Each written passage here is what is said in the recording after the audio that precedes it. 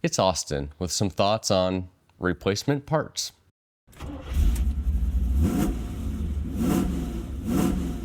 If you've ever gone to the auto parts store and asked for, say, a water pump or maybe a ball joint, the clerk looks up the year and model of your car and tells you the good one costs this, the one better is this much, and the best option is usually more than that.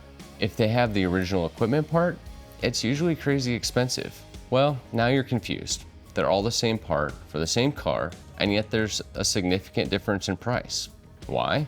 Well, the low price part is remanufactured, maybe with little or no warranty, and the progressively more expensive parts are higher quality with longer warranties. The original manufacturer's parts are often as good as it gets, but not always. Sometimes they're just more expensive because they are original equipment. A lot of people will buy the cheaper part thinking that they saved money and didn't get suckered into paying too much for essentially the same thing, right? Well, not really. Every part in your car is basically either mechanical or electrical, and how they are made and how they fail is important to know when you're choosing a replacement part. Mechanical. There are parts that are rebuilt and parts that are new. Rebuilt is when they take an old part, clean it up, replace the worn bits, and resell it. Sometimes that's just fine. If it's not, say, a complicated part, the only thing that goes out is a bearing, that could be a good enough part that will save you some money. But a part that is both critical to safety and complicated rebuild, maybe not a good choice. Now, higher quality parts often last longer than lower quality parts. And frankly, that can mean that they are cheaper over the life of that part. But you may not know that unless you have the experience that your mechanic does. Electrical.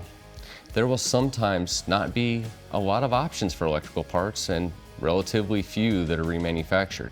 The simple answer is get the good one, especially if it's something as important as an alternator. I would never recommend a remanufactured or cheap alternator. Why?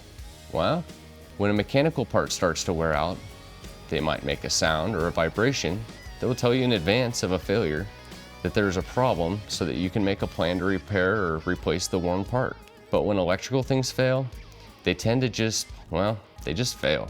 That's annoying when it's something like a blower motor on your air conditioner, but if your alternator or fuel pump goes out, you have very little notice and could be stranded. Not good. Frequently, a determining factor in which part to choose is the labor involved in installing said part. If it's a half an hour job and the part's 50% cheaper, I could potentially make that repair twice if necessary and still save you money. If it's a 4-hour job and the part is only slightly cheaper, well then I'm much more likely to recommend the higher quality one or maybe even an original equipment part. When we need to talk about replacement parts for your repair, this will be an important part of that conversation. I'll let you know my thoughts on the topic, and you, of course, can make up your mind. Together, we will do what's best for you in the long run. Isn't that the point? I'm Austin. Happy motoring.